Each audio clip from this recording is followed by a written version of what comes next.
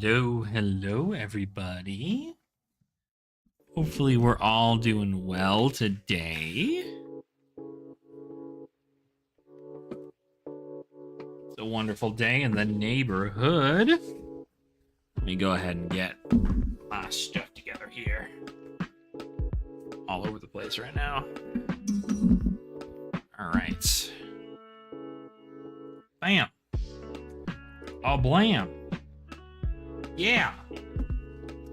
All right. We're in it now. So I've got some packs. I've opened up a little bit here in regards to this, and I am excited to open up more. I went ahead and when I bought this earlier today for the for the commoner event that we did. And we only had 4 people show up, but that's okay because we had fun regardless. So I'm very, very excited for the cool stuff. But we didn't pull a whole lot out of our packs, which means that I'm almost certain that there's some crazy juice left within this box. So with there being only a little bit left, I did want to go ahead and do some stuff here. Open up some packs. And then that way we can just kind of hang out and have a good time. And then we're going to talk a little bit about Clash, do some Clash discussions, and we'll kind of go from there. But yeah, so I'm excited to open up Rosetta. Rosetta is currently the newest set in Flesh and Blood, and yeah, cards are super pretty. We're just going to go ahead and just crack some stuff, right? See what we can pull. I pulled some pretty good stuff out of the last Rosetta box I bought. But we're going to see what we can exactly get out of all this here. Even if we get good, like, staple cards for heroes, I think it'll be pretty good. So, splintering. Oh, my God.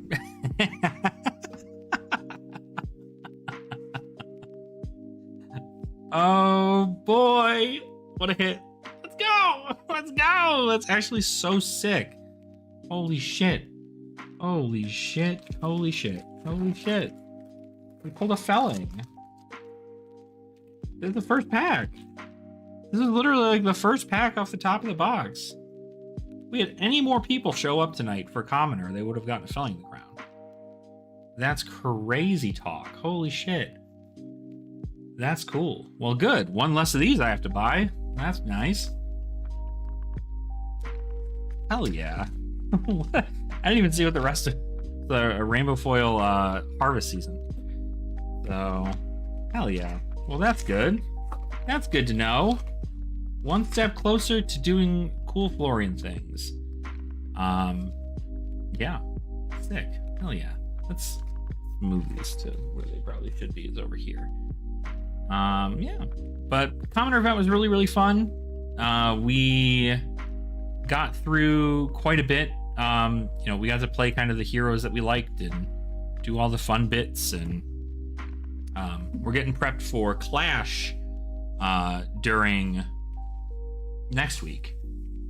And so in doing so, I've just been updating people on what Clash is, what they can do to play it, and kind of what things you're looking to see for it. So incredibly excited to talk about Clash as the Red Deadwood Dirge. We like to see that. Just because, like, Clash is just such like a fun, silly format that you get to do just like crazier things in. So, Tongue-Tied, a Summer's Fall, and whoop, nice. Rootbound Carapace, foil.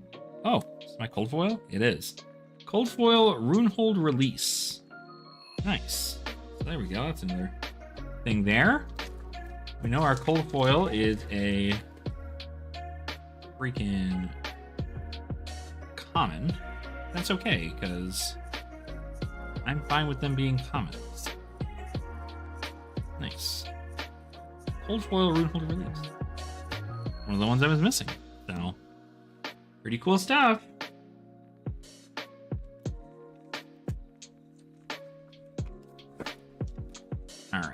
Let's see. But yeah, Clash is going to be a lot of fun. I'm trying to figure out who I want to play Clash, really. Because it's a few heroes that I always will enjoy, but I feel like Clash just does like such a good job of them. So I'm curious what we're going to have happen in that regard. Malefic, a burn up shock. Strength of 4 season. Oh, adaptive dissolver. There we go. Pretty good. I'm gonna leave these up here. I don't know that I have an adaptive dissolver. So that's kind of nice that we have that there. Leave a nice little pile up here.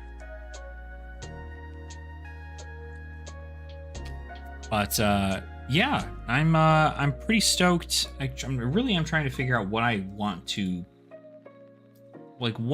play in Clash, because there's so many different options, and frankly, like, part of me is thinking about playing new, but new doesn't have like a specialization and like is really missing out on a lot of other stuff. So I'm not sure if it's going to be like worth it to play new. But I do know that, oh Jesus, okay, I'm gonna just throw everything across the way here.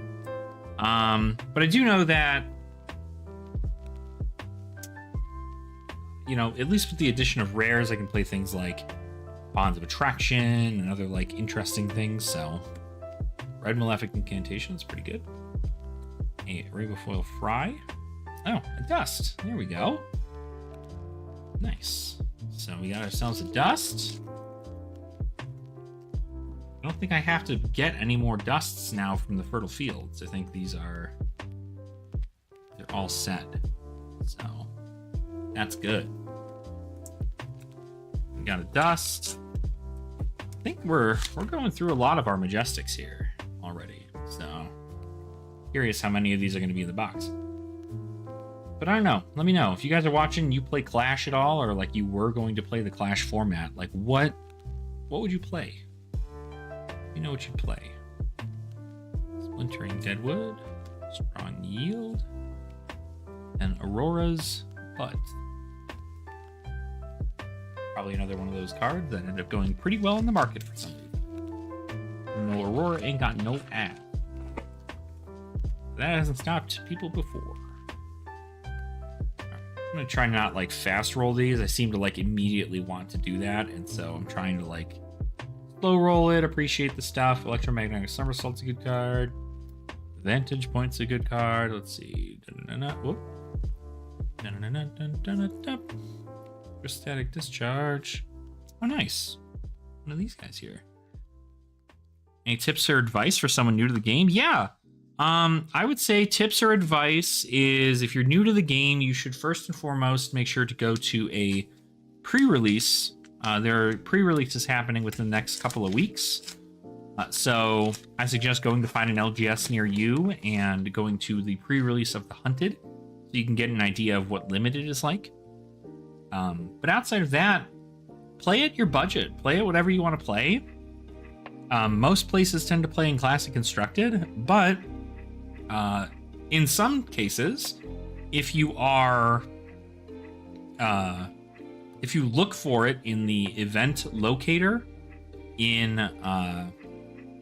on the Flesh and Blood TCG website, the event locator will see whether or not you have other formats that are being hosted at your area. And in that situation, I would say maybe go with something like Commoner, or even like Blitz pre-constructed, and kind of start there, because it'll start you off small. You won't have to feel like you're investing too much into the game to start, and it'll be a great way for you to get into the game for fairly cheap. Outside of that, though, if you are new to the game and you want to get into playing Flesh and Blood in like a highly competitive level in things like Classic Constructed, then I suggest doing something like starting just to build a Classic Constructed deck of your own, or buying an Armory deck. And the Armory decks are pre-constructed decks for the Classic Constructed format. Just pick whichever one fits your fancy and then kind of move from there. And that is the best way to go about doing it. The pre-constructed stuff is really, really helpful in getting new players into the game. So I definitely think that it is got value for sure. Let's see here. Yeah, it's all about finding the right place to go about doing it, you know? Like, you don't want to just, like, okay, get into the game and then, like, not know where to start. The event locator, finding a place to play locally is going to be, like, a huge benefit for you. So, all right. Fussing, trailblazing, consuming, loading. Yeah, I guess we can possibly get a Marvel and or Legendary in the box, so we'll see. We'll see if that happens. Part of me has big doubt, but we did get a Felling of the Crown, so I really don't even care. I got a Felling of the Crown. That's what I care about. Let's see. Lightning Surge, Arcane Polarity, Fry, hit the high notes. Yeah. Clash is going to be an interesting one. I think Clash is going to be very effective in regards to getting our own casual scene to be pretty hot. So I'm excited about that. I'm excited to be playing more Clash in person, because right now I just kind of use the unofficial Clash format as a way to teach new players how to play. And so it tends to be the most effective way personally to go about doing it. At least that I feel. I feel like it's pretty effective. Comet Storm Shock, a Summer's Fall, Wintering Deadwood, and another one of these things. All right, we've got 4 packs left. 4 packs left. 1, 2, 3. I know I pulled Majestic in a pack previously. Well, let's see what we can pull here. See if we can pull a Plow Under. That'd be sick. Huh? That would be sick. Polarity. Whoop. Crack Ball. Okay. Although a Rainbow Foil Arcane Polarity doesn't sound so bad. I want to start foiling out my commoner decks and shit. I feel like that'd be a fun thing to do. Just completely foil out a commoner or a Clash deck and just like make it my baby, you know?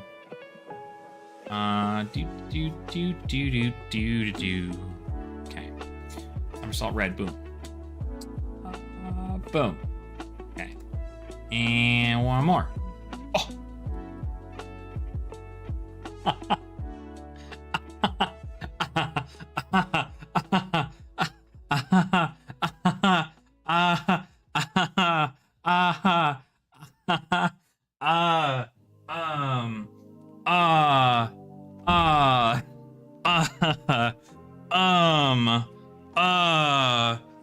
Oh God. Hold on. Oh God, I gotta put this on camera.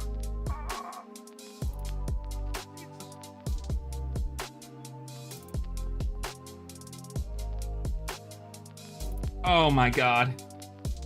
Oh my God. You damn. Oh my God. Oh, it's so pretty. Oh, oh my God. Oh, this box was stacked to shit. Are you kidding me? Are you kidding me? Oh. Wow. Not only do I get a fucking Marvel Florian, but I also got a Felling in the same box. Oh my God. Oh my God. Are you all seeing this thing? That's crazy, dog. That's crazy. Holy shit. It's funny because I'm literally trying to build a Florian. And the fact that he just showed the hell up is nutty to me. The fact that he just popped in and said, hey, yo, it's me. Not only, mind you, this is something that's even like the most hilarious part. I don't have a non-foil Florian. Adult Florian. I don't have a non-foil version of this card. And I had asked my locals, because I was just like, who's got an Adult Florian, right? Like, does anybody have an Adult Florian? I'm looking to just, like, fuck around and also collectively find out. And, oh my god, yes, bitch. We still have 2 packs open. Never had one and never will. Oh, I think it'll be fine. I look here as cursed, but with Acilio. Oh my god. Acilio just in every Rosetta box. Oh, like I won't. Yeah, no, now I never will, right? Although I will, because I have to have it for the master set, so I at least need to have one. I need at least one. But now I know that I don't have to play with... Oh, no, so come Temptation. Hello, did I just, like, casually... Okay. Bet? Sick, dude. Like, oh, a freaking... Yeah, we got a freaking Marvel Florian. That's crazy. Okay, so not only did I get another... Let me tell you, every box I've opened of Rosetta has had at least one Succumb to Temptation in it. So I don't know that this is regular to have happen, but that's kind of crazy if that's the case. All right, last pack. What could we even possibly... We gotta get a Majestic out of here, maybe? I mean, even if we don't, I don't give a shit. I think this is a crazy box. Hold focus. Yeah. Oh, Machinations Dominion. That's a good one to get. I like that. And then nothing else. Yeah. Also, I put these down here, and these are supposed to be in here. So, Runeblade stuff. This is like everything a Runeblade would have wanted. Because also, it's funny, there was another box, or not another box, there's a pack I opened at locals out of this box. And I got a Thistlebloom Life out of it. So, that's pretty cool. Can we just, like, for a minute here? This is crazy, dog. This is crazy. If I had never opened... Okay, genuinely, it's going to sound, like, insanely crazy, right? But, like, I would like to imagine that this is good karma. Because I buy a box every week to pass out packs for people to play in Commoner on Saturdays. And they don't have to pay entry. I do this all out of my own, like, my own budget. Is I buy a box to hand out for packs for people just for, like, showing up and hanging out. And I feel like this was a fantastic showing here. Now, of course, I still need 5 other, like 2 others of these and 3 Plow Unders, but at least 1 less of them I don't have to spend on. Now I have a Marvel Florian. This is, and I think I shit you not, this is the very first adult Marvel hero of a hero that I've genuinely wanted to play in Flesh and Blood, and that I've pulled. Like, we do have a Marvel Verdant, but Marvel Florian, I think, is absolutely goated. And yeah, that's kind of cool. So, love that. I got a freaking Cold Foil Runehold release. What else do we get? We got all the rest of our Majestics here that aren't the ones that I pulled from that box. So, Felling of the Crown. We got the Cold Foil Runehold release, a Machinations of Dominion, and a Succumb to Temptation, both of which I already have full playsets of. So those guys, if they're not in the binder, will go right into my trade binder. Dust, and then Adaptive. Cool stuff. I need a bulk of cards to make a deck, but my locals doesn't host or sell fab. Is there any store in your general area that hosts or sells fab? Been debating on if adaptive plating is ever going to matter. I mean, I would imagine so. Or adaptive dissolver, you mean? What's AB? I mean, it's got to matter somewhere, right?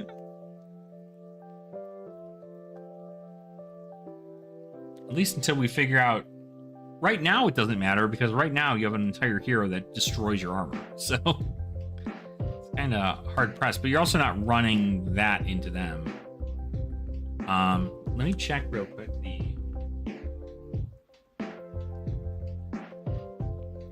Yeah, I know. And they look like near identical too, so it's not like, you know, crazy things or whatever. I have a Thistlebloom knife. Son of a bitch. I've already got one there. So that means I can get that Thistlebloom knife put in my locals. Your ass.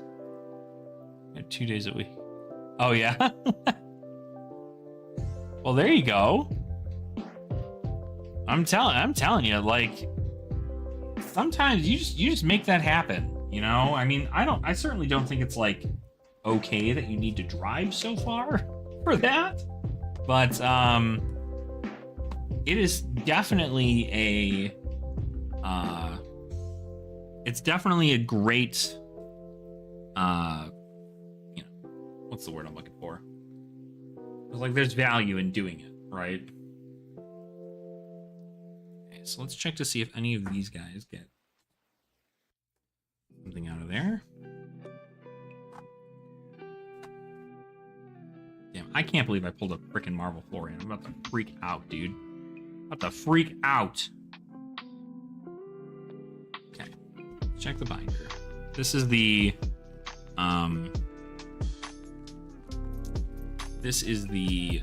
what do you call it? The Rosetta binder. This. Don't go anywhere or anything. Yeah, right. In Montana, I'm surprised you even have an LGS, let alone that. All right, so we're gonna check to see whether or not these guys are in here. Now, of course, I'm looking for rainbow foil versions, and I don't believe I have them. So, in theory, I should just put these in my trade binder. So, you know what? I think I'm gonna do that. I'm gonna just put those in my trade binder because I already have them. I already have a full playset of them. I just should put them in my trade binder. Now, the real question is do I put this in my trade binder or do I play them? Because if I play them, I need to do something else. I think Clash Cecilio might have some gas. I think we just had somebody in our Clash Discord make a pretty fun Cecilio list. I mean, you get Blast to Oblivion and your freaking you get Blast to Oblivion and you get... Oh, it was. Okay. There you go. Yeah, Blast to Oblivion and, like, your specialization, like, it's pretty good. Like, I think it's kind of gas, but I don't know. I haven't played it. I haven't played it personally, so I wouldn't. Go for it, yeah. Yeah, I have not played it, so I would not personally know. But from what I hear, it's good. Okay. This. All right. So out of my Earth cards, which ones do I have not known? Oh, okay, you're good. Strength of 4 Seasons and Harvest Season. Lord Majestic Acilio last week traded at my LGS for a Codex. Don't care if I took a $20 hit to give me. Dude, absolutely. For a Codex? I still think that's fine. Arm, there you go. You know, I was wondering where you know, the support was coming from, and go figure that was from, yeah. And now I know. That makes more sense now. That makes more sense now. Where in the am I? Like, hold on. Marvel Acilio, the hero that is getting like stomped. Acilio. Why is this popping up? Acilio.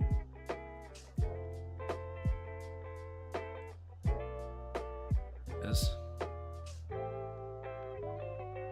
About 100? Wow.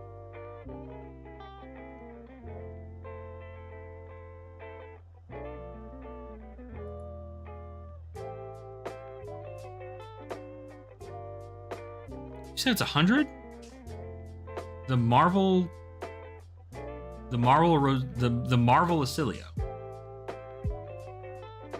Yeah. 77 bucks.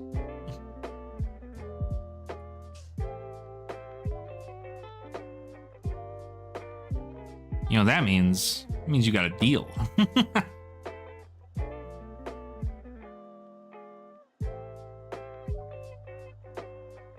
Yeah, it looks like it's been at 100 for a little while. I mean, what the hell are these goddamn sales? Literally a week ago they were for $90. But I draw so much because Acilio's, you know, Acilio is a lot like Kano, right? And I mean this in like the best way possible. Acilio players really like Acilio. And because they really like Acilio, they train really hard to be the best at Acilio. But at the end of the day, Acilio is not consistent enough to be a good hero right now. And while I've seen some nasty stuff that Acilio can do, I know that he cannot present the same amount of damage every single game. So, exactly, right. And that's the concept, right? Is that you kind of have to have a perfect hand in that scenario. Okay, I've got all of these. Strong yield? Right. Like, you're able to kind of deduce. I think we have strong yields too. Blossoming Decay? I know we have Blossoming Decay. Blue? Nope. Yellow. But yeah, Acilio definitely is a fun hero, but I think Acilio definitely probably has better legs in something like Clash. Simply because with Clash, you're at a 20 life format. And so it's like, if you're able to go off like that, it's crazy. So it all depends. I mean, whatever's available.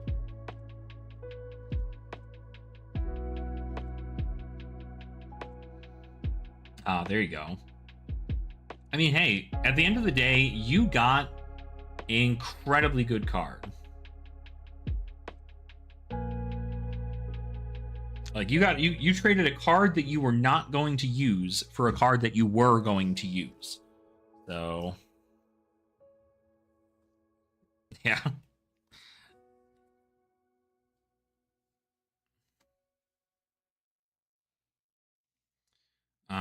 Yellow Fry. Do I have this in? Do have this in Rainbow Foil? Red Second Strike. Do I have you in Rainbow Foil? Best hero, in my opinion, currently testing Azalea, but I don't know if she is competitive. Azalea is definitely competitive. 110% actually. I would say right now the best hero, I mean, if it's any of the heroes from Part the Mistveil, they're the best hero. Like, bar none, without a shadow of a doubt. Your consistency is always good. Your win rates are higher than nearly any other hero. And your good matchups significantly outweigh your bad matchups. But that being said, Enigma and Enigma and Zen both are probably due to hit LL within this next coming RTN season.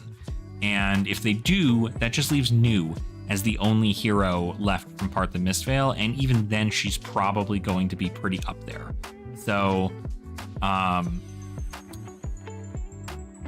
it all depends, obviously, on how good the Draconic heroes are, how good Arachne is. But currently, if we were to rank everybody, New is pretty good and a pretty safe bet for a while, but outside of that, Azalea is really good. I don't know. I don't know if New is going to like when the Warriors come back out to play. I mean, I think they'll be fine. She runs a lot of D reacts, and not to mention the fact that like her attack reacts are so incredibly like disruptive. I think most Warriors like to keep their whole hand, and if New can rip a blue out of their hand with a Siren's Call, it's pretty done. But we'll see, because like Draconic Warriors are probably going to care a lot about, you know, reds. So, right.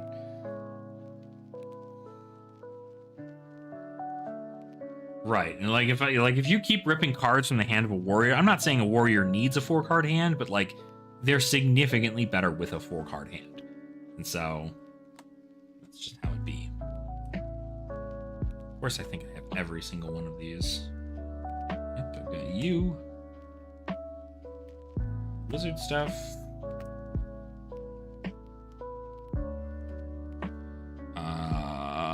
Photon splicing. That's on the next thing.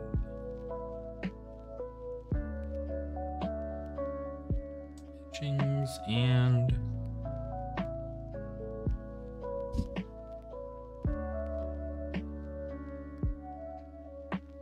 an arcane polarity red. I believe I already have a rainbow foil of. Sure do. Okay. Well then, we didn't get any new rainbow foil. That's bad, but I guess that feels bad. At the end of the world. Let's see. Fang is probably just going to the question. I'm doing 16 this turn. What now? Syndra, I'm going to play her and play my LGS pre-release party. Yeah, Syndra's going to be pretty sick. I think she's going to be great. I think Syndra's going to get forced a lot during Sealed. So keep an eye out for that.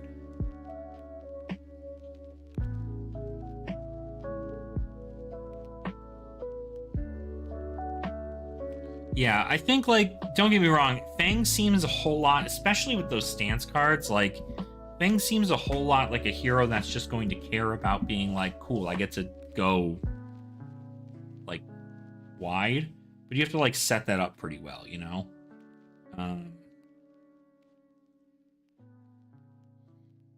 So, it's going to be an interesting choice for sure. See, I already have an Adaptive Dissolver. See, now my issue here is that, like, I want to keep more than one Adaptive Dissolver, but, like, I want to put the other one on my frickin' thing, because I don't want to do that. I know I have a Rainbow Foil Dust in the Fertile Fields. There they are. Beautiful. I'm just missing this. This is all I'm missing. It's in my bulk somewhere. I just genuinely have not gone to look for it. Sanctuary. I haven't determined whether or not this is going to be lightning. Probably somewhere around here, I'd imagine.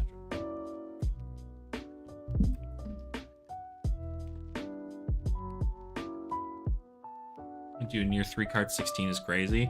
I mean, like, yeah. I mean, you know, I don't get me wrong. I hope Warrior gets to, like, do things, because that's going to make sense. Like, it's going to be good for him to do these things. But, I don't know. I feel like I also don't have a freaking... Sorry, I am going to put Florian up here. Because, for one, I'd rather him be protected in a binder than outside of it. And two, I don't have a means to play him yet, so I will not be worried about that. That's good. Glad we were able to do that. Some cool stuff out of there. Now I just need to start organizing. I can't believe how, genuinely, I can't even believe how many boxes I've been buying. Like, I've been buying a lot of boxes recently. Now I need to, like, not do that. I need to stop. Not doing that. I could save one of these, but I guess pretty good looking one, huh? Save one of these. What do you think? What do we think? Should we save one? I mean, it won't be the last time I open up Rosetta. So. I don't want to get crazy with it.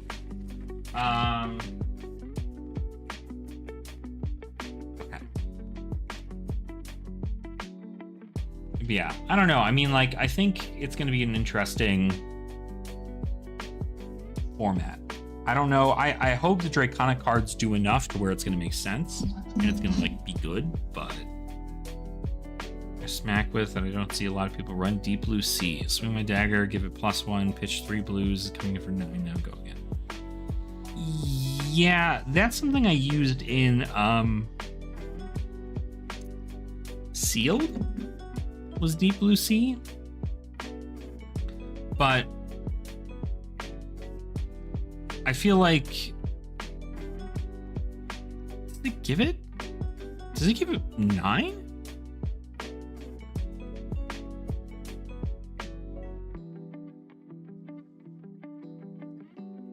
I don't remember what that does.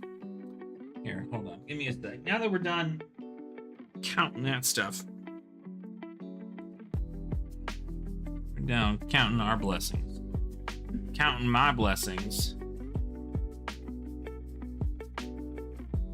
1 for each blue card pitched. So 8. +1 if a dagger hits. Well, not even. You'd have to hit with both daggers.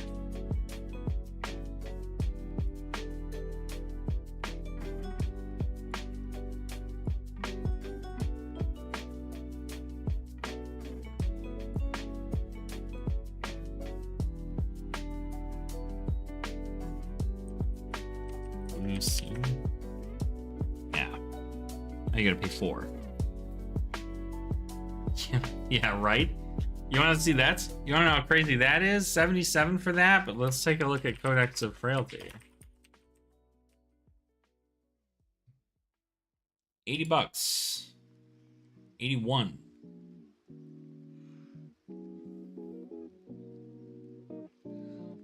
That's crazy.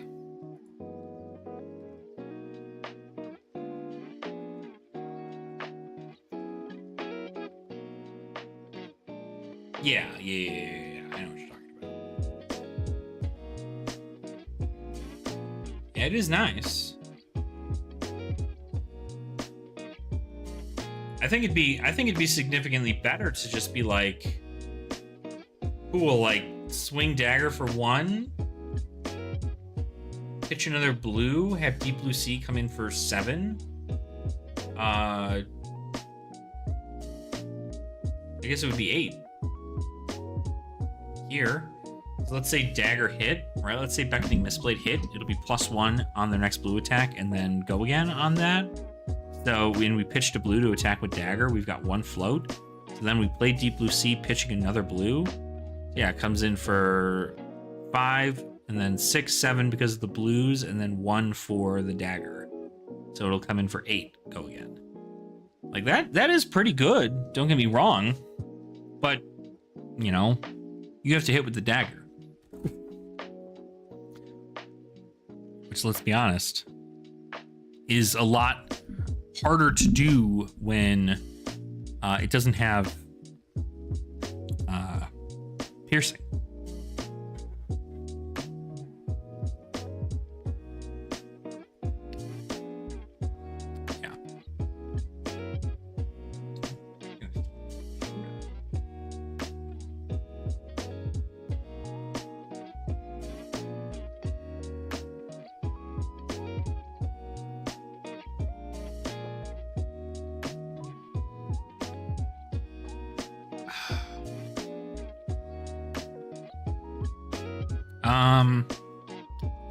So what I want to do real quick, actually, is I want to...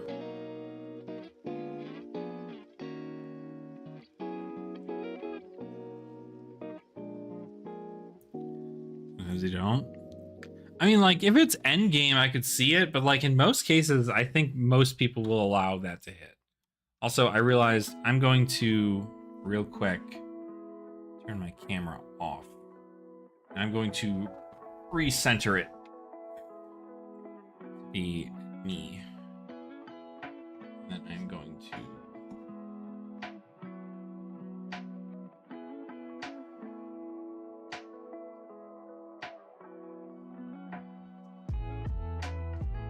That way you guys can see my face.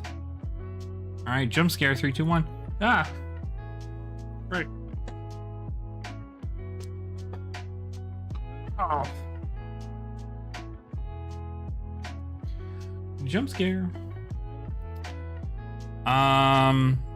Yeah. What I want to do too is I want to get some lists together.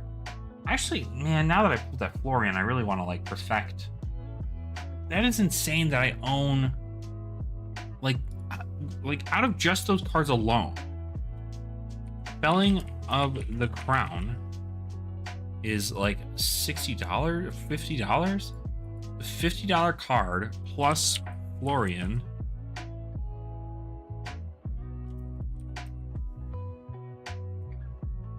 Oh, that's not gonna be the one.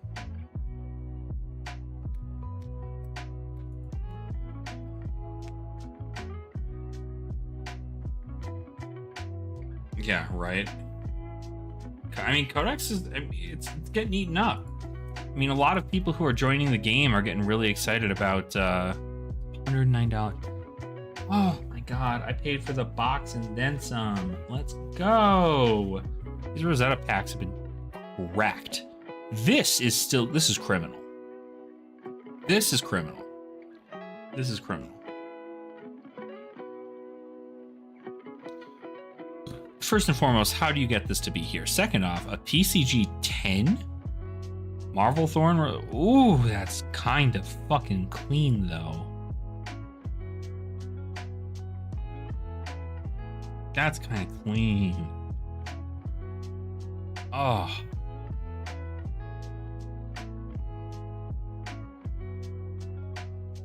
That's crazy.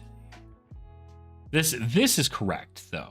With it being graded and everything, like, this is correct.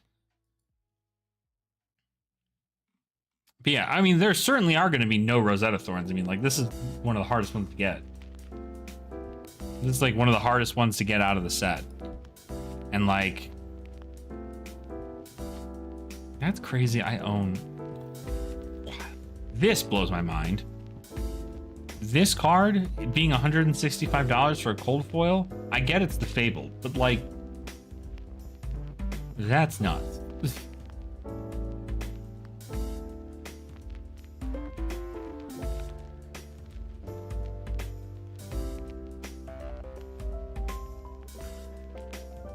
If you pitch it, you amp 1. That's all it does. Pitch it, it amps 1. So it's, oh, and it's only for wizards. Only wizards can use that.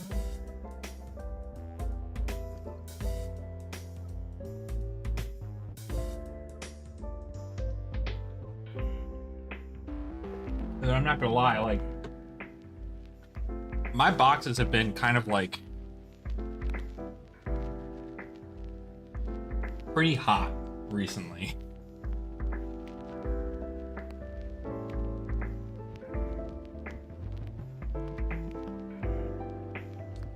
Now that I think about it. Because I had my box I opened on, I don't think I showed you guys. I have it here? No, it's up there.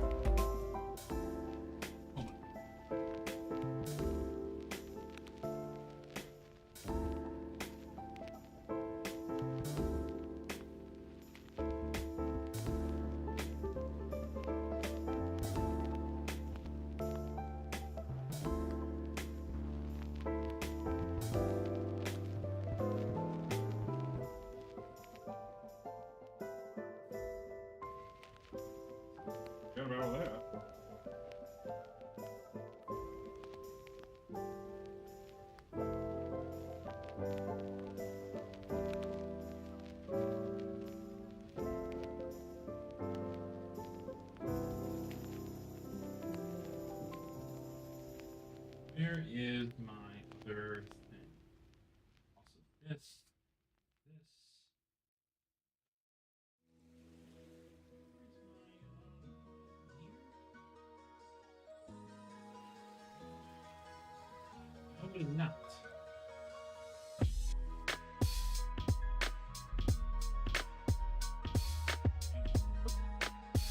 And Doken.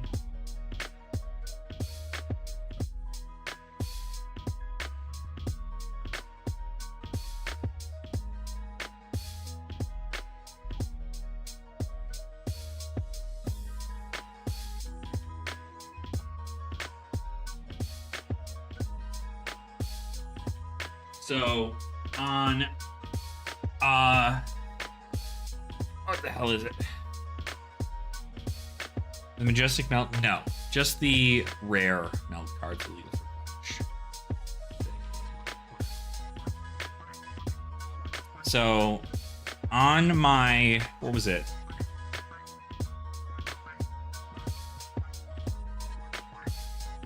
Not last Monday, but the Monday before, I bought a box of Outsiders at my locals because I was like, I haven't opened Outsiders in a while. What are the odds I get something cool out of it? I got a Visit the Floating Dojo, which I don't have any of.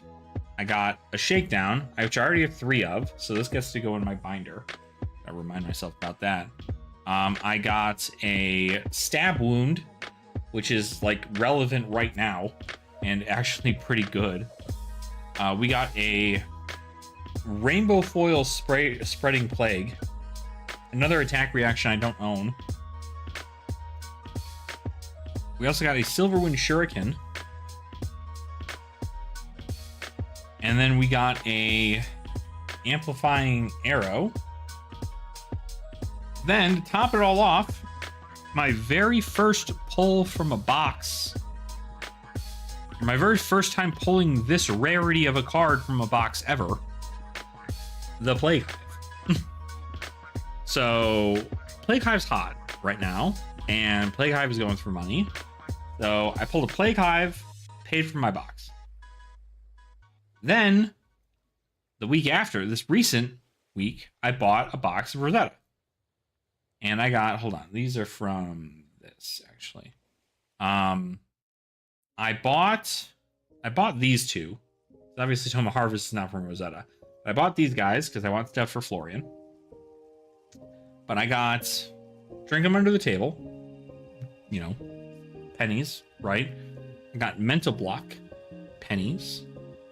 I got a Widow Web Crawler, which I'm realizing how important these are going to be in Assassin, so I'd suggest picking your copies up while you can, because if we're going to be running into more wizards when Enigma goes away, this is going to be important, so do play that. We also got a Earth's Embrace. First time getting that one there. Then we got a Rainbow Foil Truce. Yeah, that's what I'm saying. I think genuinely people should be picking up their AB for Assassin. We got a Vaporize Shock, which is one of those majestic ones. So I can't remember what this does. It destroys stuff, right? Destroy an aura permanent with cost X or less and or up to X aura tokens, where X is the total arcane damage you've dealt to an opposing hero this turn. Oh, I see. So this just rips apart auras from your opponent. Okay. But more importantly, what we got from the same box, right, last Monday, like earlier this week, Monday, I also from that same box pulled another Bark Skin of the Millennium Tree. So, like, crazy. And a Marvel Sigil of Brilliance, which is going for $100. Last I checked. This is, what was it? Sigil of Brilliance. Yeah, $125 for this Marvel. So, I don't know whether or not I'm just like on one right now, or like something is happening, but the fact of the matter is that I can pull nearly $100 to $175 worth of cards out of a box in every situation I've bought a box recently.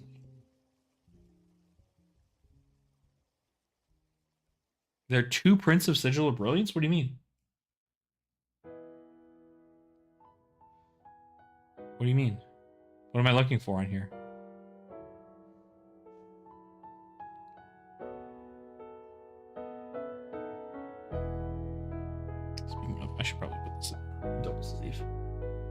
It is a Marvel.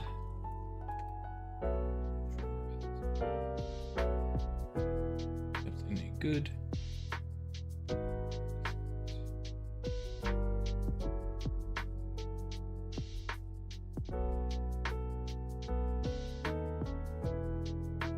Oh? What do you mean? The printings where they're from?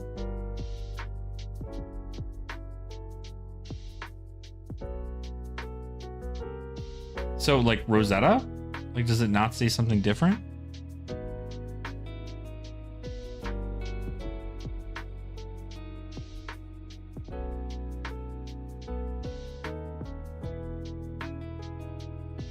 Also, just what a pretty card.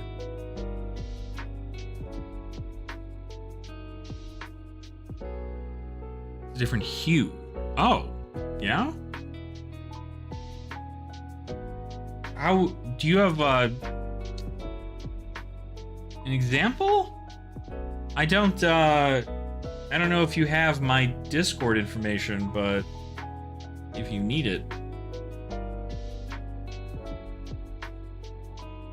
or if you have like an idea, that'd be cool.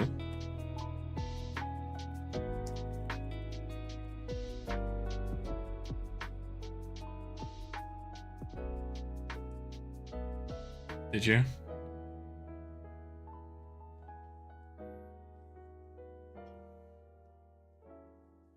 And are you talking like they're like the ones with the Japanese print? Not the language, but like the with the plastic packs? Like those are a different, they look different compared to the Belgium ones?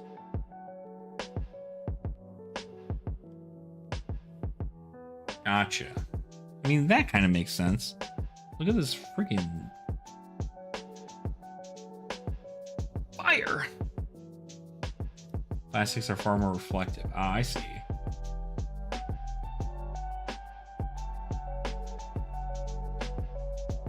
Yeah, I mean, these are certainly darker. Like dark.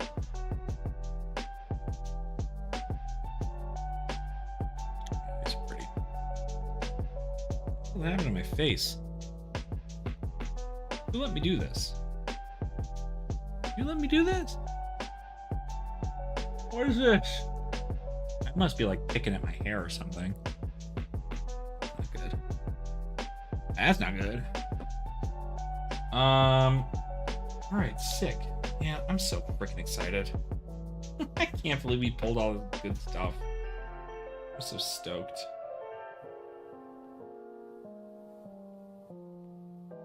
Oh, Topple, you just pop into.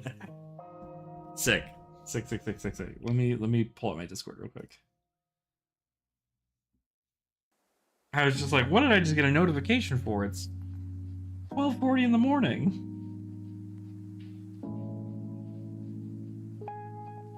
I can't believe this card's so cheap. There are what the shit?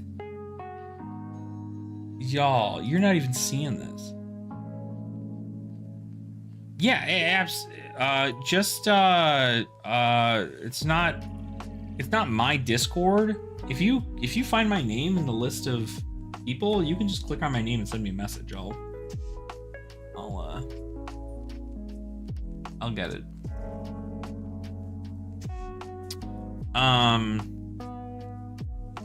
Yeah, guys, there's only 4 listings of the Sigil of Brilliance in like existence right now. Can you believe that shit? What the fuck? That's crazy.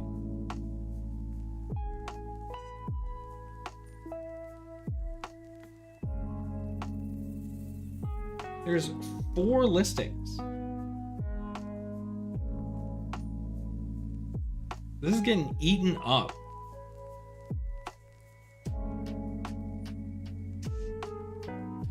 Yeah, I remember when I pulled this, I was just like, what in the world? This can't be anything really crazy, right? Like,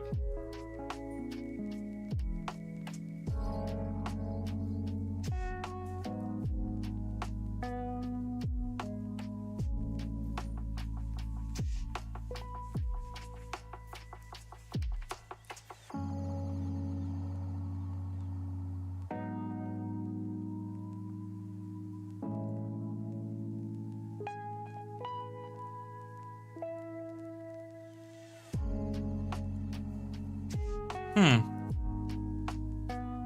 don't exactly see an immediate. I guess the Japanese one looks a little bit more blue.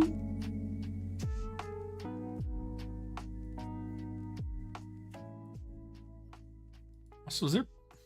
No, never mind. Look, the pitch symbol looks different. More soft. I see. I was about to say, like, it certainly doesn't look like it's an insane difference, but you'd be correct. I mean, like, I think there's not too much of a surprise to me that Japanese printing is just different in some cases. Because that's just how it be. How we sometimes. Yeah, so now we've got... Also, fun fact, these are the other two cards that I pulled from the same box of Rosetta that we just opened tonight.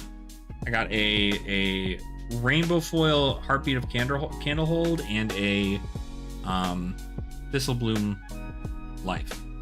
Which is funny, because I literally just paid a local for 3 copies of Thistlebloom Life, and then I pull it in the box.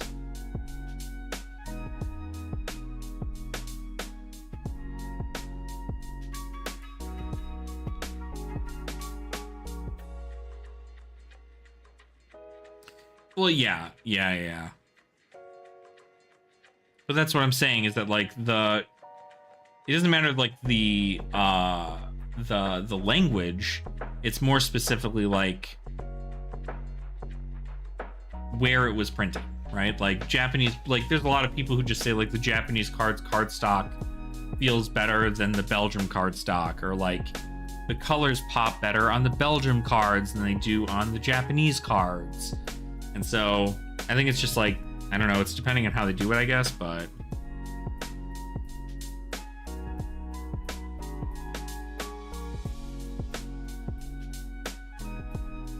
crazy. I keep forgetting this came out in Rosetta. Does this bring them under the table? What does this do again? Betsy specialization, so I can use this in Clash.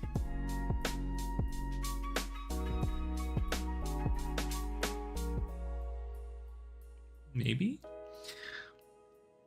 When this attacks a hero, you may wager with them. The winner draws a card, and the other hero discards a card.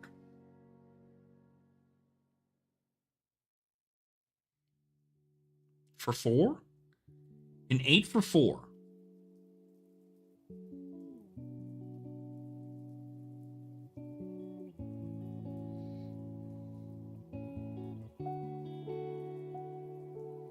An 8 for 4.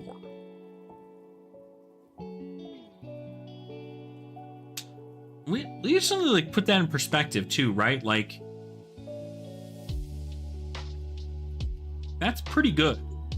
It's a wager, 2 blues, you swing this, and then you pay the 2 for Betsy's ability. So yeah, it comes in for 9 overpower. On hit, I draw, you discard. So at that point, it's block with your whole hand.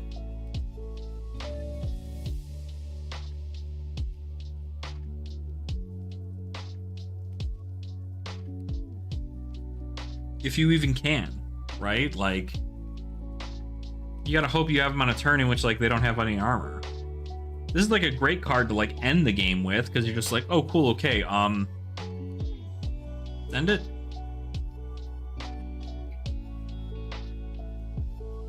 See, I think that's something I enjoy about Bet Big and this, is the thing that's going to make Betsy good is cards that naturally have wager and not pumps to give your tax wager.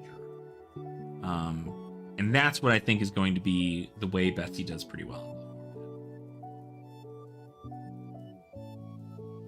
Right. Yeah.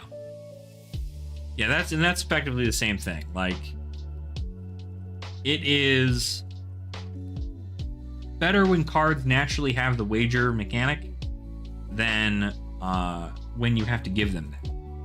You know, if it's pay 1, give your next attack action +3, and you can wager a might token and then play another card and have that card have wager now, and then pay another 2 resources for that card. But I guess theoretically, right, there's still 2 blues. Because you could play like...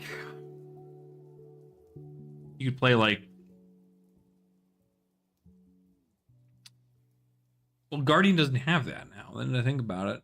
Guardian only has auras that give... You could play, what do you call it? Money where your mouth is. So you play red money where your mouth is, pitch a blue. It costs 1. Wager gold. Pitch another blue. Swing concuss. Concuss comes in for 9. Then you bet the ability with your last 2 floating resources. Comes in for 10. On hit, discard a card from your opponent's hand, get a gold. Yada yada. So, yeah, I think she's fun, but I'm a little,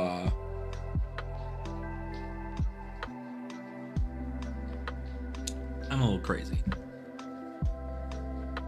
Yeah. I mean, like, certainly more terrifying in Clash, just because, like, a 20 health format, like, you're kind of, like, at the whim of whatever happens. But even in CC, I mean, it doesn't seem like it's terrible. I'm really curious. That's the other thing, too. I'm always thinking, like, 2 sets ahead, which is bad, but also, like, not terrible. Because...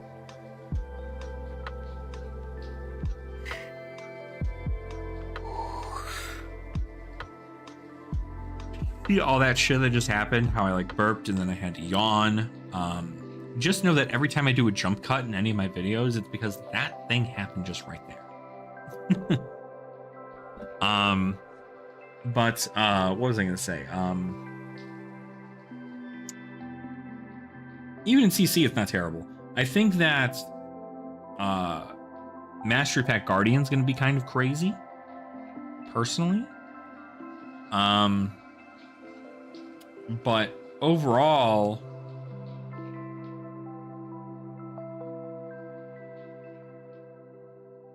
I don't know. I don't know what they're going to get. Because, like, I think people are going to be excited about new Valda.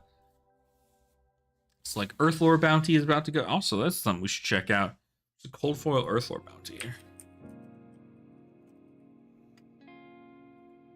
Edit our Earthlore Bounty. Dog. Why are we not picking this up, right? This is $20?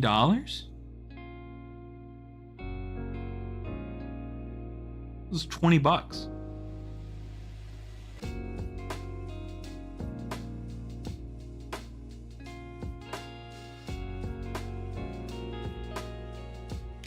I wonder if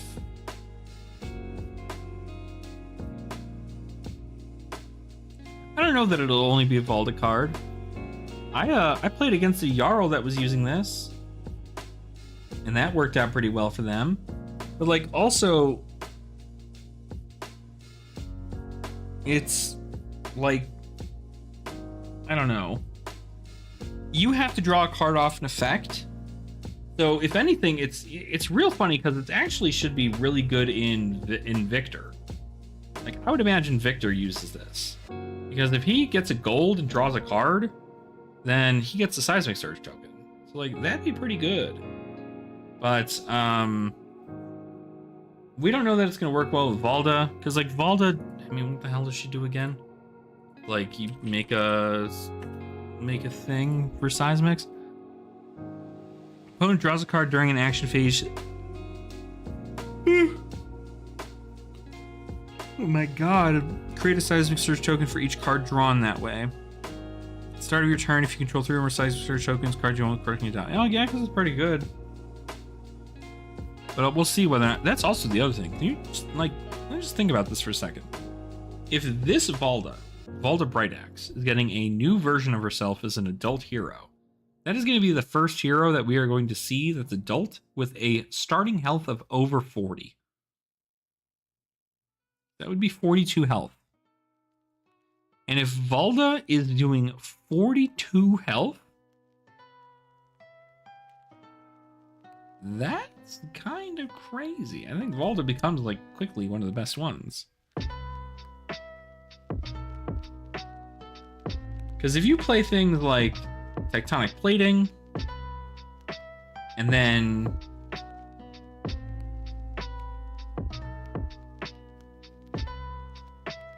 just force runs balance justice, because she can draw a card.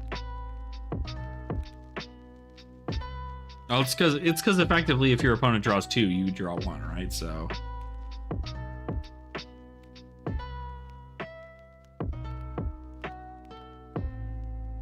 But that's because you're gonna play right.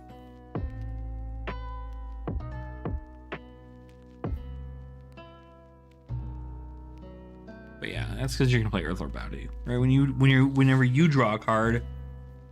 But actually, that wouldn't affect Earthlord Bounty. Yeah. Huh. I don't know.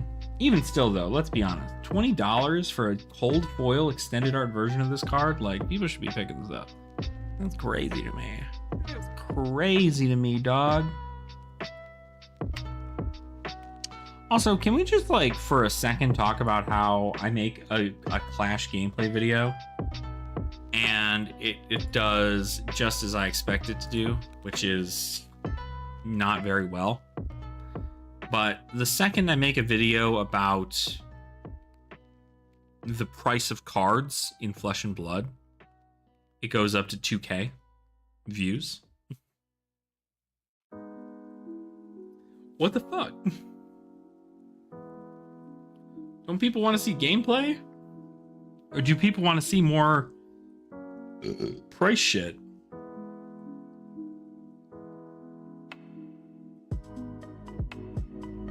Should we run Truce? Truce, yeah, Truce would be nice in her, I would say. I guess so. I mean, don't get me wrong, I could probably make a Market Watch video every week if I really wanted to. Be like, this week in Flesh and Blood, if you didn't buy any of the 3 copies of a card that's on the internet right now, you're going to miss out.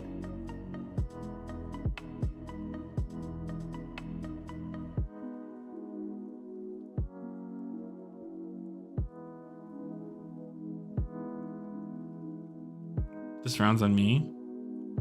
Oh, yeah, because you draw a card and then your opponent draw... Oh, that would be kind of interesting. That would be kind of nifty. Although I don't like giving my opponent stuff.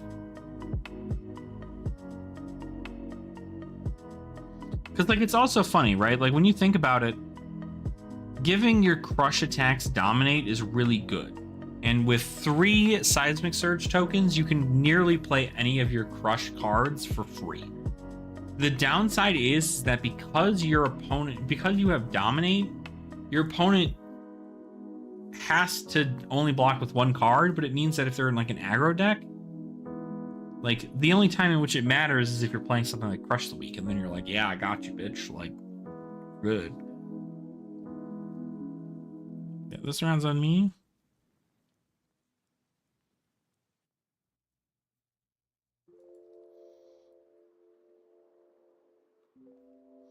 That is true. That is true. That is true. That is true. That is true. That is true. So yeah, you draw a card from this. Valda would draw a card. Yeah, Valda would draw a card and then create a Seismic Surge through Earthlord Bounty. And then, because your opponent drew a card, Valda will make another Seismic Surge token.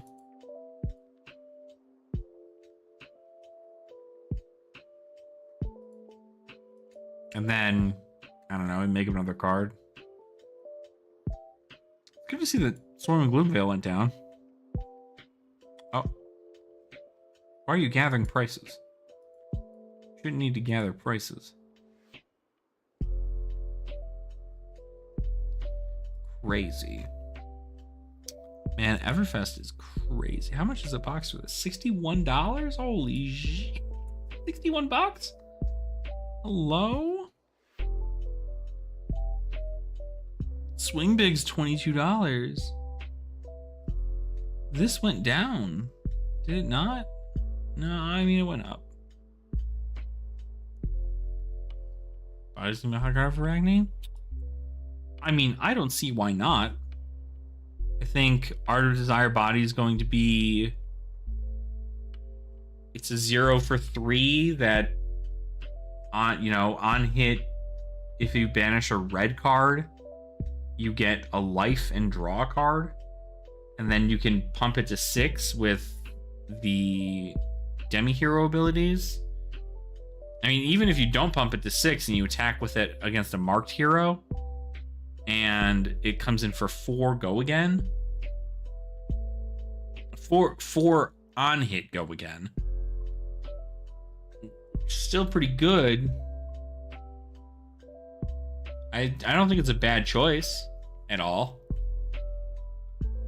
Because at the end of the day, it makes the mill and you may or may not get a card.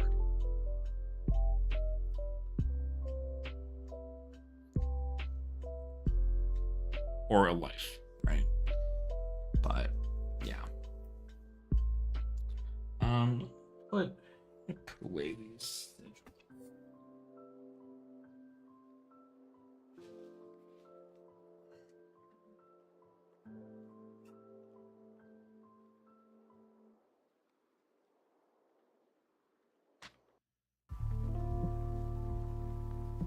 Hey, little mama, you heard about me. Pop you like a pea. Yeah, and a mommy.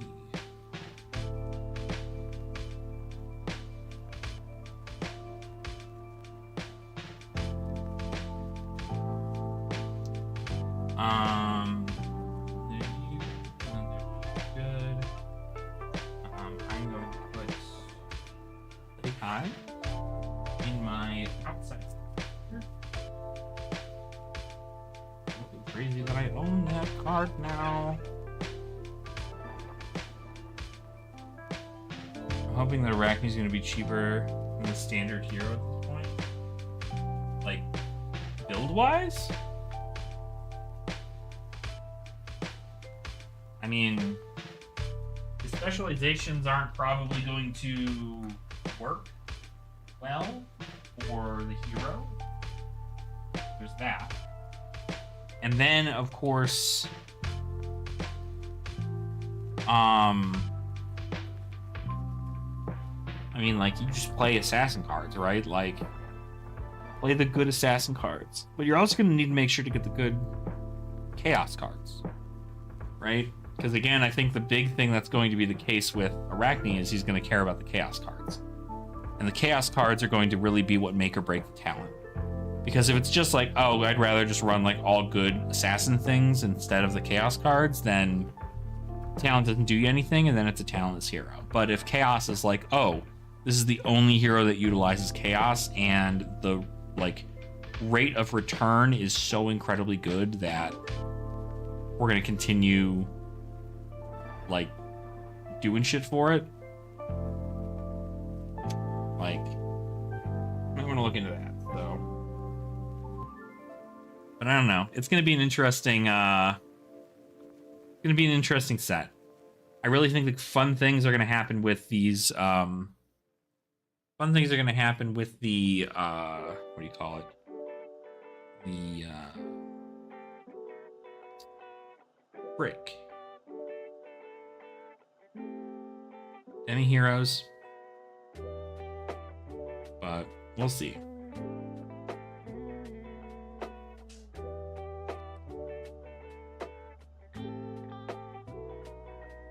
Do I? Ugh, come on. I don't know what I want to do. I think I have like some of the most messed up stuff. This is my Florian deck right now.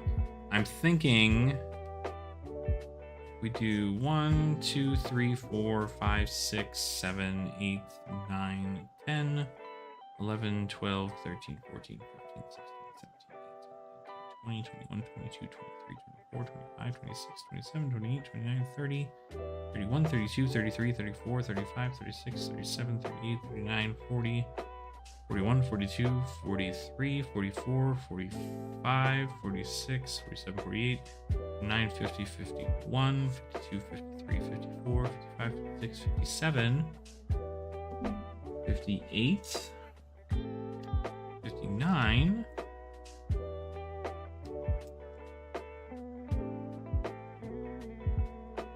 and then we have like almost a pure like crazy deck. 59, and then we play the Felling. 60. Then we play Succumb.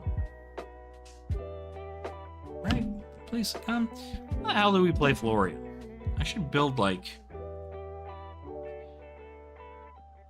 an actually good Florian list.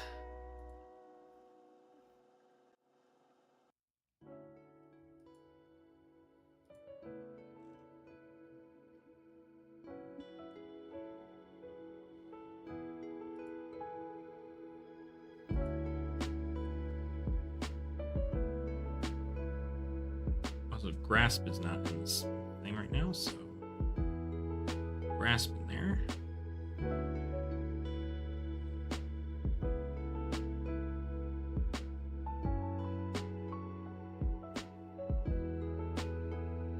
Yeah, I'm currently trying out something like this. This is supposedly a like OTK build, but this is usually utilizing the count your blessing stuff, and I'm running the 6.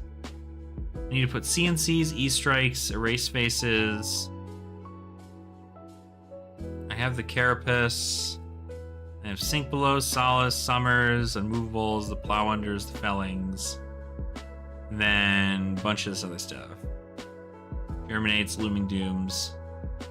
Which the Looming Dooms are coming in, and then these Thistlebloom Lifes are coming in.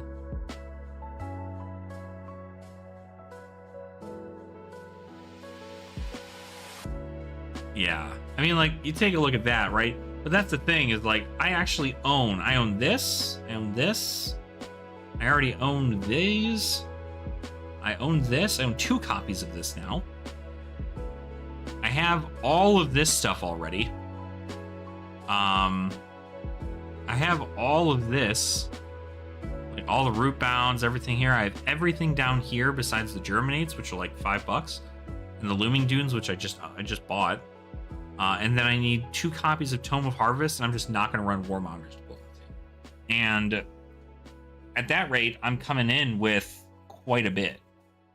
So, I don't know. Like, yeah. I mean, like, I'm probably not going to buy Warmongers until it gets reprinted. But CNCs I already have copies of. I've had copies of CNC for like 2 years now, 3 years now. So, I have those. Same goes with E-Strike.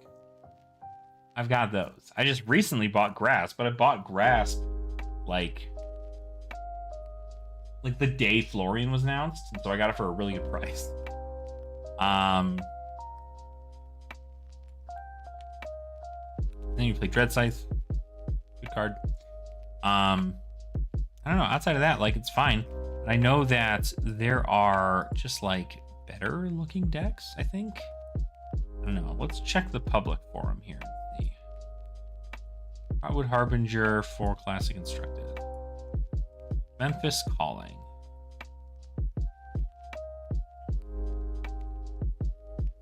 Oh, 3-0. Yumayama Takehiro. Okay, so we own everything here. They're playing Scepter of Pain and Bloodied Oval. They're playing Amplify, Seeds, Tree. Command and Conquer this, these. No Plow. Oh, there's a Plow Under. Fruits, Malefic, Pummels, Reed, Reduce, Root Bounds, Sigil, Swarming. Ninth Blade. Spicy. Canopy Shelter. That's insane. Well, I guess if you're making embodiment of Earth tokens, right? Well, no.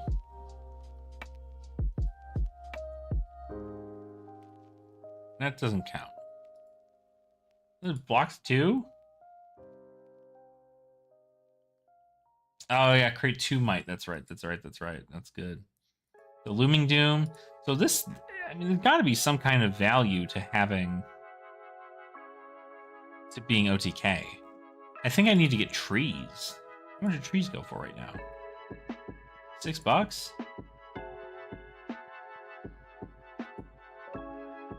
That's not too bad, I don't think.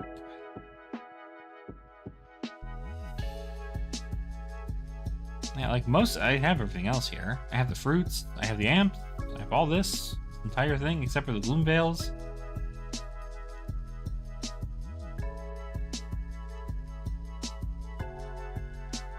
Need to get 2 more germinates.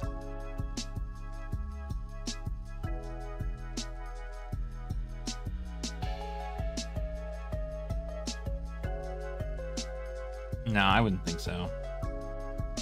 See, I don't know, like, this is kind of where, like, I bought 2 copies to play 2 copies. My whole issue with this is that when you have so many heroes in the top tables that can blow up your auras, if Looming Doom ever becomes, like, actually threatening, people can just, like, destroy this aura. Like, they don't even have to really work for it. They just go, I'm gonna destroy aura. Like, if I go against another Florian and they play Summer's Fall, I just have to go, oh, okay. Like, I stacked up, you know, 7 rune chants. Yeah, cut through the facade. I mean, genuinely, it's so good. Like, Looming Doom is such a, it feels like such a trap. Because, like, by the time you make an insane amount of rune chants, you've probably shot them. And, like, even still, I can, like, defend pretty heavily. And then just do, like, channel Millennium's Tree stuff. But, like, this, like, the problem with this is, like, this deck doesn't decompose enough. Like, you have, what, 3, 6, 9, 12? 12 ways to decompose in your entire deck, and like you're supposed to decompose early, like really early. Like you have 12 decompose cards. You think you're gonna see 4 of those decompose cards and also a bunch of earth?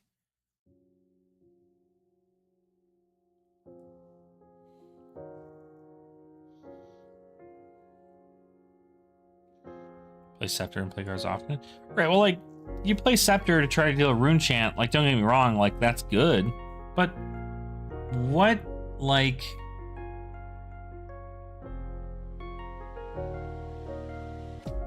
what's the reason for the rest of this to be in the deck outside of blocking? Right? Like, why would you run CNC if it wasn't just to block? Like, at that point, you want to put things like Sink Below in here, and, like, other stuff, and... I don't know. Interesting. What about this Memphis calling list? This one's got a Reaping Blade. So this is just Arcane Seeds Life, Autumn's Touches, Tree, Felling, Root Bounds, Triptych, Germinate, Oath, Seeds. Like a million Seeds of Tomorrow. Warmonger, Summerfall, Sow. So they've got Haunting Rendition. This is like their defensive, offensive, this and this and this are like offensive triggers.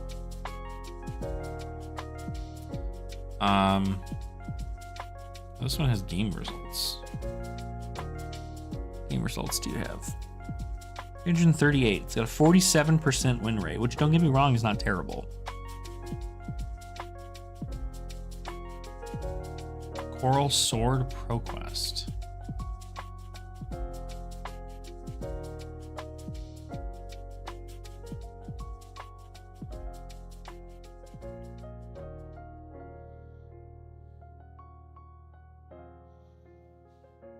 Where's the biggest losses? Biggest losses are to Viserai, to Jarl, Well, not to Jarl. Biggest losses are to Viserai. Verdance, apparently. Cilio's, like, even. New is a rough matchup. Kano, you just die. Apparently. You're not running AB. AB 2? AB 3. Running AB 3? Why would you not? Why would you die to Kano like that? Does he have a bunch of reds? Cost 47% already. I think it's not like. Again, I don't know how it like translates well, but like the cost of the cards does not equate to the power level of the deck, right? When we take a look at something like Codex of Frailty is a powerful card. And we know it's a powerful card, and it's incredibly necessary for every single ranger and or assassin to run 3 copies of it. So therefore, it is incredibly expensive to run. But you don't need it to win. It's just a really powerful card. The same goes in this situation, in which you may be getting a 47% win rate, but the reason these cards are powerful, and it's not even just like due to power too, it's also due to like the amount that are hitting the market. There don't seem to be enough. There don't seem to be enough that are getting into the market. So, you know, with more and more people, every single time an edgelord hero gets announced, or a waifu gets announced, people are just like, well, I gotta play that. But like this one here, this one's got results, right? One result. So never mind, not really. Show all decks with game results.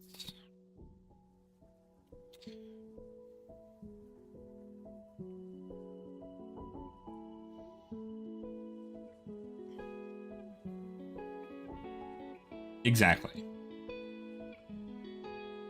Yeah, and then when I'm playing Assassin, my whole thing is like, how do I make sure that I disrupt their turn? Can I make it to where their turn is Arsenal Pass? Oh, absolutely. I still think that's crazy that card's $16.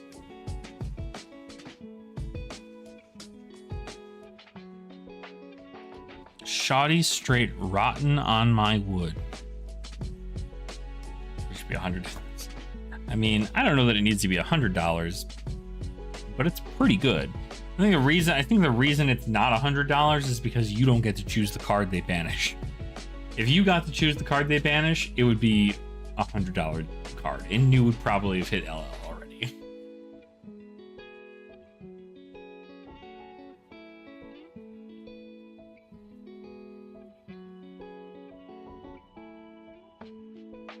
See, like this one's kind of fun. I see the swarmings. So this has got to be something. I see Looming Dooms in every single thing. Dread Triptych.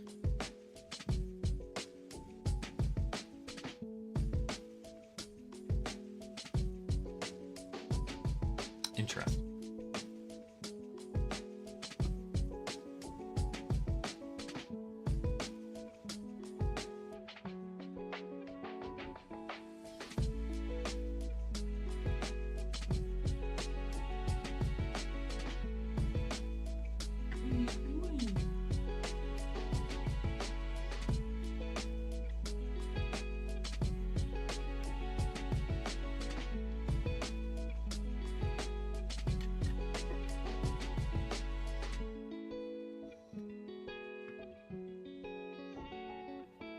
Why is Traverse the Universe so good? You find energy once and destroy it. It doesn't seem too great. So imagine being able to block. Imagine being able to block 2 for a breakpoint, or just a card, and then get you a card that turns on your entire hero power, and or gives you resources for you to play out a turn that kills your opponent. That's why That's why that card's so good. Want to hang out, bub? Is that what you want? Hang out. Eagle. We're hanging out.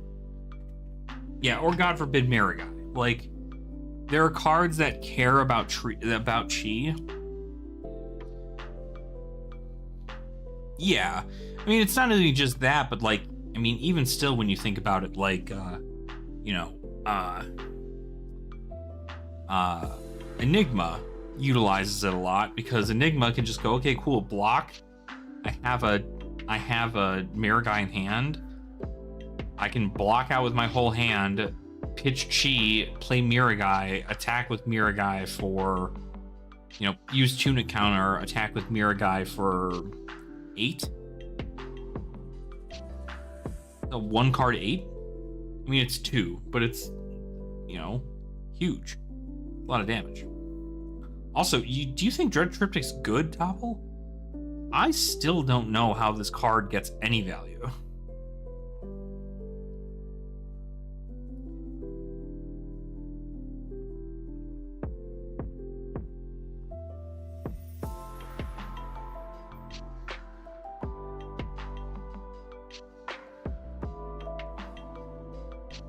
You dealt arcane damage this turn, create a rune chant.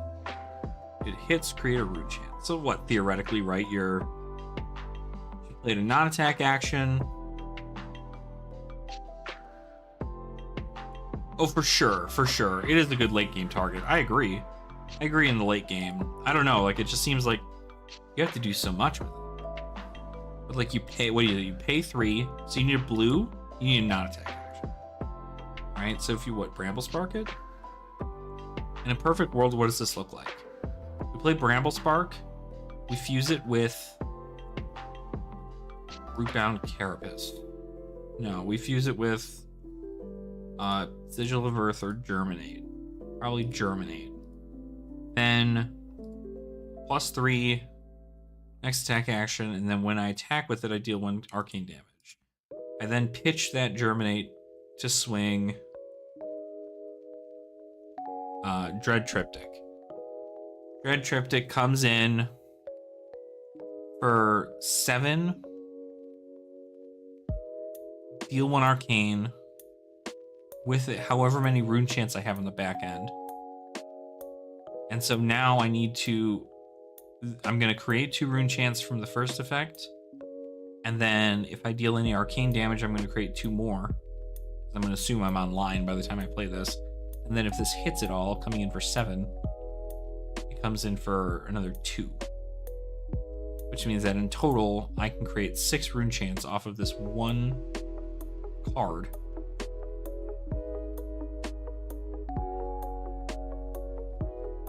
More of a target for trees, yeah. Now, I often wonder whether or not tree is the way.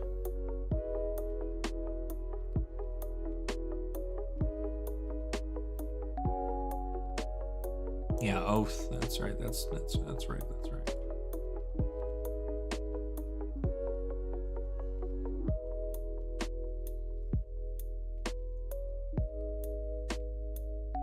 See, everybody's running it. Flourish seems interesting. Next time an attack would gain power this turn, and Sting gets that much +2.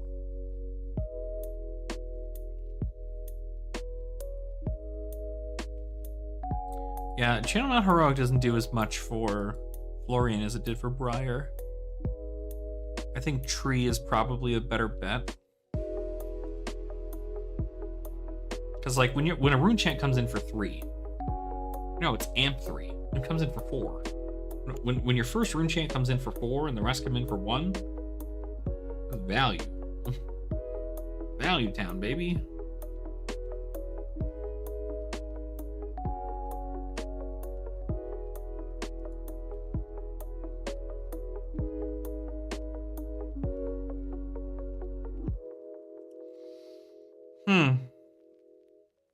This round on me might not be a terrible card to play either.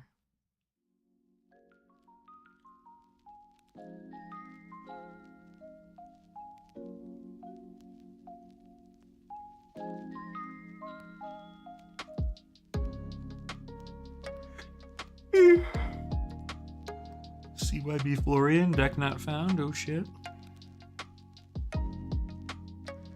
Sure. Go for it.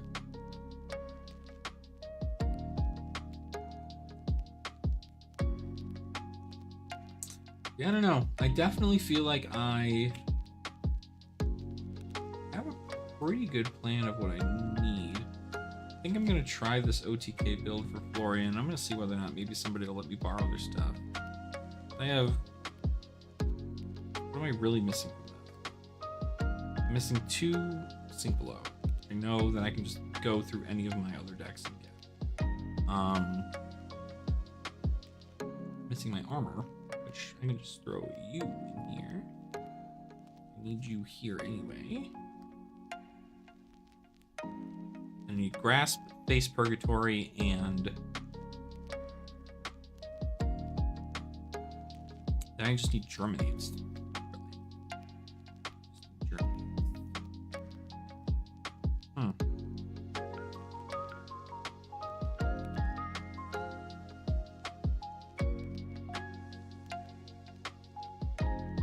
Say it's your Clash deck? Oh, yeah?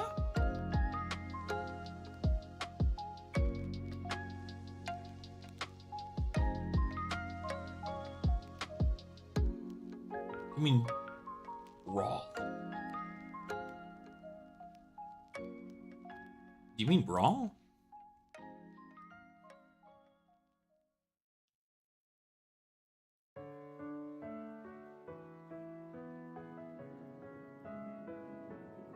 Yeah, that's what I thought. I was like, there's 3 copies of cards in here, and that's an adult hero. I'm pretty sure this is for Brawl. Yeah, I mean, this isn't a bad way to do it.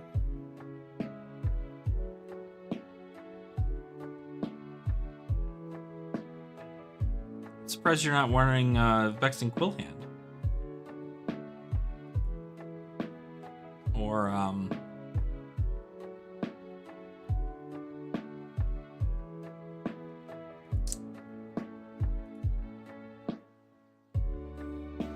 yeah.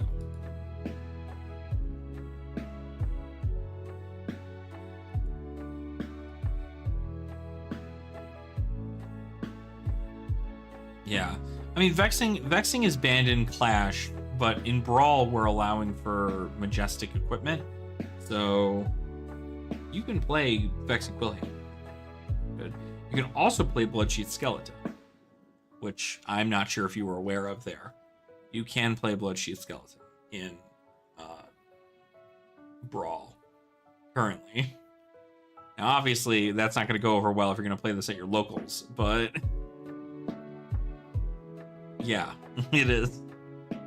It is legal in Brawl.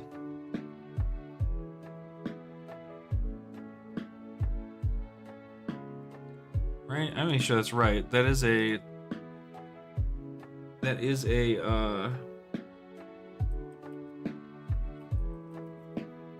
Majestic, right? Yeah. Yep, this is legal in Brawl. So that do be a thing that you can do. Yeah, no, a lot of this looks good. Like, I think a lot of what I wanted to add in there was like Malefic Incantations. The Deadwood Dirges are obviously in there. Runeblood Incantations, like, not bad. I like it. Because if you think about it, right, each of these, when you're online, produce 6 instead of 3. And then you can even destroy them when they're out of their counters with Deadwood Dirge before they're, like, dead. You know? And then, of course, Germinate goes crazy.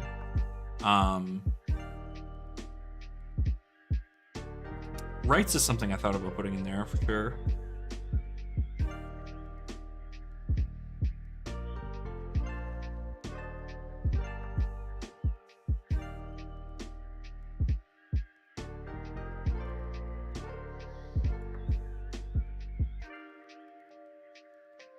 Yeah. Yeah, because you can like pay 1 into Runeblood and then pay 2 into Summer's Fall. And then you can also bounce it. I mean, like, obviously not in that same turn, but like you can bounce it back to your deck.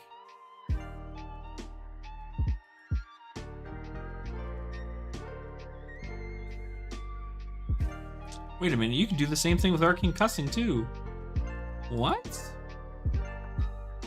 Play Arcane Cussing, play Summer's Fall, decompose, put Arcane Cussing on the bottom of your deck, gain 3 rune chance?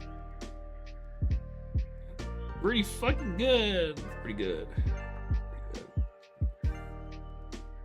Pretty good. Some would say. Oh, I bet. I bet it is.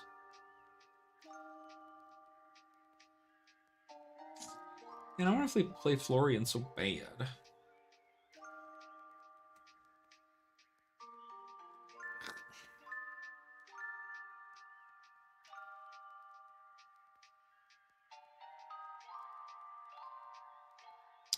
I also would like to do like a Nebula Blade build. Like if I played a non-attack action card this turn, so in most cases I'd want like a good amount of non-attacks and then attacks. And then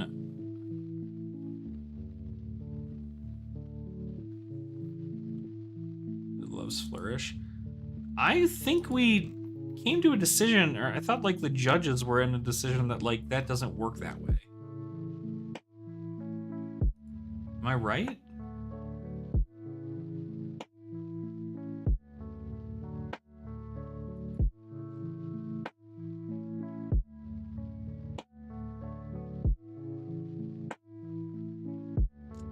What was what we were talking about something in regards to this?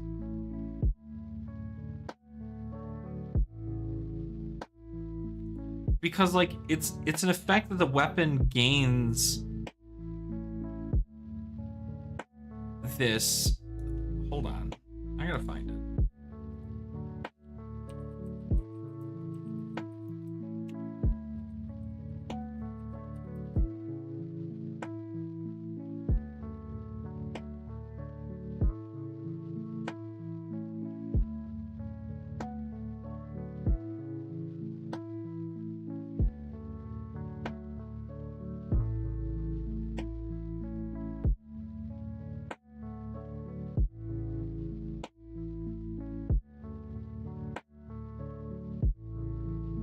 Where is the question?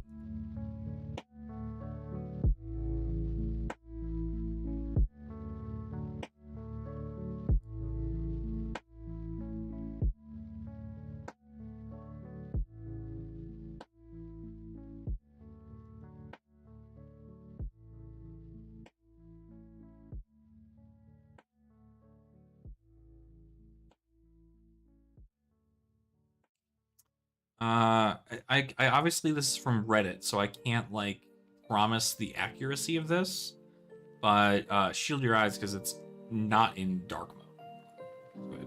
I have to log into dark mode. Anyway, it says right here, this person was just, they were asking because they said, first question, 2 might tokens pop and flourish is played. Does the next attack hit for 8? And then second question, can Sizzle increase an attack from Starfall? And their answer is no, flourish is consumed by the first might, total will be 5, because it's +3 onto the might, and then another +1 for the other might, and then that's +5. Or +2, not +3, because yellow's only +2, I think. Starfall attack will be considered lightning, yeah. Clarification on question 1. Flourish consumes the first might token and not the second one. Might says then your next attack is turn gets +1. Flourish says the next time an attack would gain attack this turn, instead it gains that much +3. For example, my next attack swinging with Nebula Blade would get an additional +3 for playing Flourish.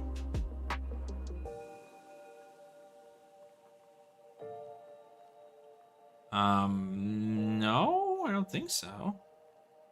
So 2 might tokens pop, and each one gives my next attack +1/+1 at the same time. Then I play Flourish, so the next attack that would 1 and 1 again. So why would it be +4/+4 and then +6? I would think my Nebula Blade would swing for 15 in any clarification. It says, because it's not a proper application of Flourish's replacement effect, Flourish modifies the next event that would increase the power. Even if you have 3 continuous effects to apply, there's still an order to them. Most of the order is chosen by the player. Flourish's replacement effect will modify the first event, consuming it, and not be available to modify the next event.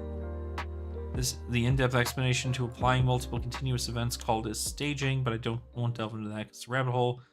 Nebula Blade and Flourish by themselves don't actually work together very well. In your example, Nebula Blade would be 1 power base, then +3 from Nebula, +4 from Might, and then +1 from the other Might, total of 9.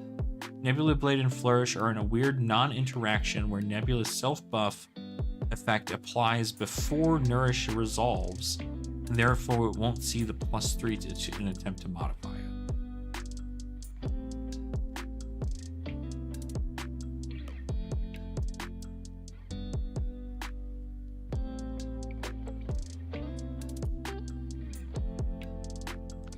Yeah, I don't know where the specific stuff is. Let me see here. Oh, you know what? I think it was here. Was it this?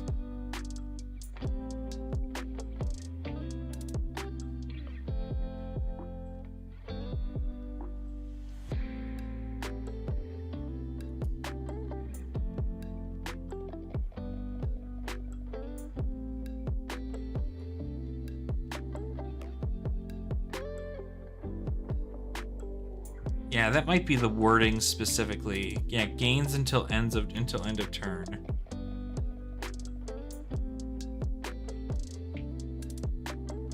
So it's like it doesn't really, like, it gives it more power, but it's always kind of been that way. It just needs to be turned on, effectively. I think that's kind of the best way to go about looking at it. There was a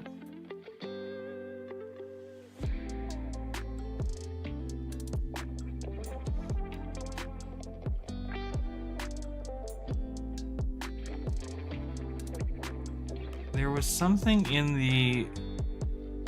Hold on.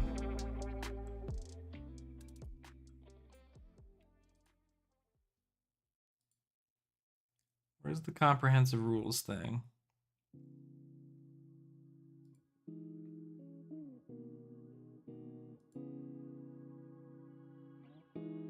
Dog, I ain't reading all that. What the fuck? What is all this?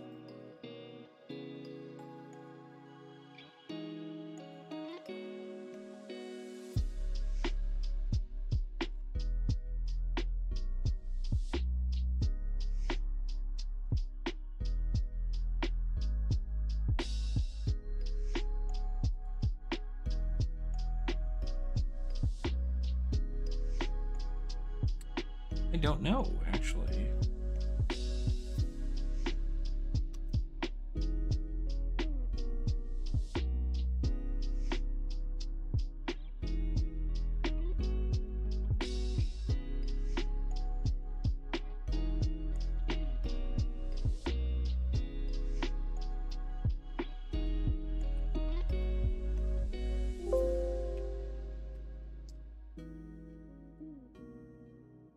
Something that came out.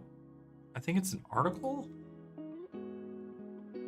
Maybe it's an article from the... Where is it?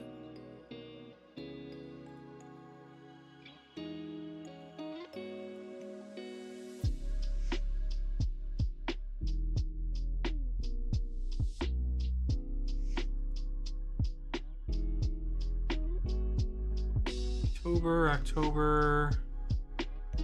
Armory events, metagame minutes.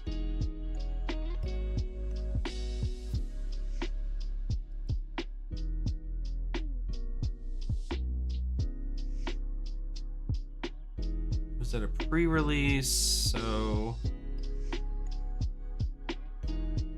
rules reprised for Rosetta. I think this is it. Be correct. There is literally, like, it scrolls down to be somewhere, I think.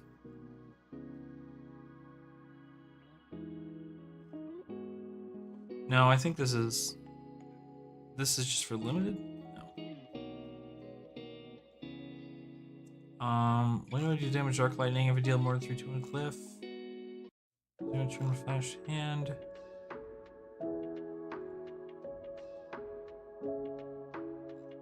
No. No, this isn't it. Hold on. See, because I recall something had happened in which I don't know if it wasn't listed or if it ended up being listed in a different place. But effectively what happened is this popped up here. This. And of course, like, Thrive is effectively the same kind of card. Like, if an attack would gain power, it gains that much plus whatever. And I know that Flourish is like, you know, if it would gain power, it gains plus whatever.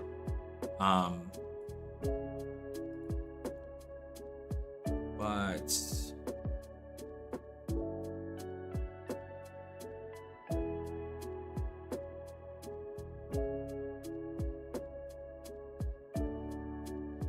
where is it? There's like a I can't remember what it is. I think there's just like a thing with this card, or with the cards that pump. They do them in like a different thing. Thrive and Flourish allow you to reach some truly towering physical damage heights. The Earth card pool already has some fantastic payoffs for these enablers, such as Earthlore Surge, Channel Mount Heroic, and many of the Earth attacks themselves. You can also find the power increase of Florian's ability. Some neat interactions with the Runeblade pool, such as Swarming Gloomveil and Nebula Blade, but like they said something.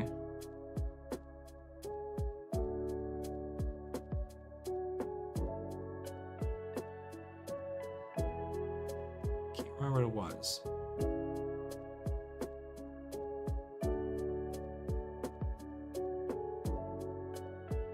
Yeah, do you like that, bud?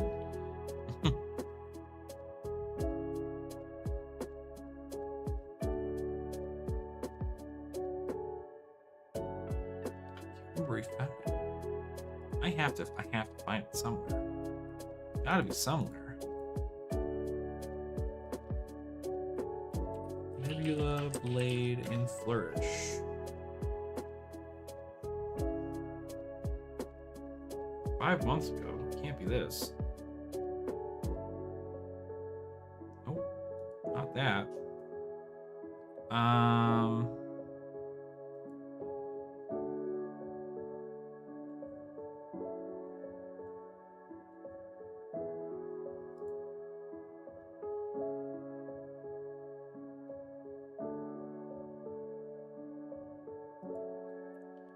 It's a rules thing from 3 months ago. Quick question about the card Flourish. Does Flourish check multiple sources of damage buffs on a single attack? I play Flourish yellow, followed by Strength of 4 Seasons, and Channel Mount Heroic is active. Strength of 4 Seasons sees more than 4 Earth cards and banish. Does Flourish give +3/+3, 4/+3 on Strength of 4 Seasons? Flourish says the next time, so it only happens once.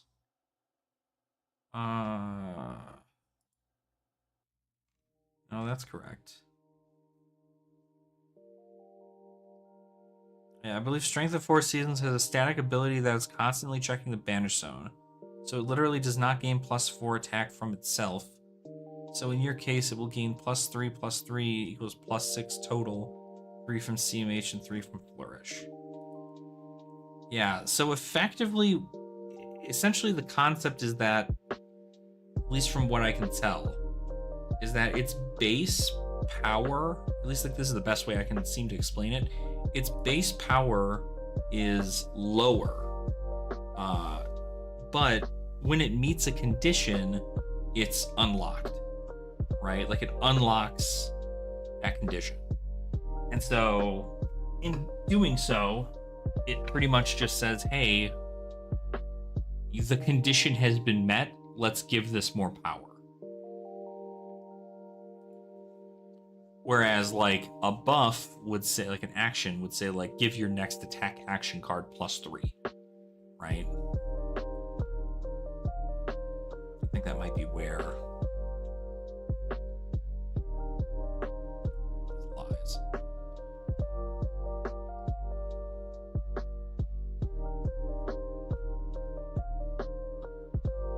but I could ask a judge at the end of the day. But that's what I expect it to be. So effectively in this situation, what it would be is if you played Flourish, it wouldn't buff anything because it's not gaining, it's just unlocking, quote unquote. Like you're not giving a card this, it'll just already happen. But like if you played something like Strong Yield and then you played Flourish, well, you actually, never mind, that's not how that works.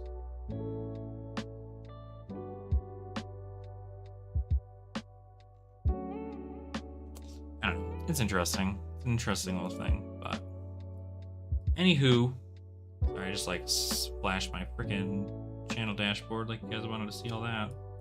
All my cool statistics. All right, I think I'm probably gonna head to bed. It's almost 2 o'clock in the morning. I'm kind of tired, so I think I'm going to go to sleep. Bubba seems to want to hang out and just have a fun time and enjoy himself. Don't you, little man? You want to join me for sleep? Me for sleep?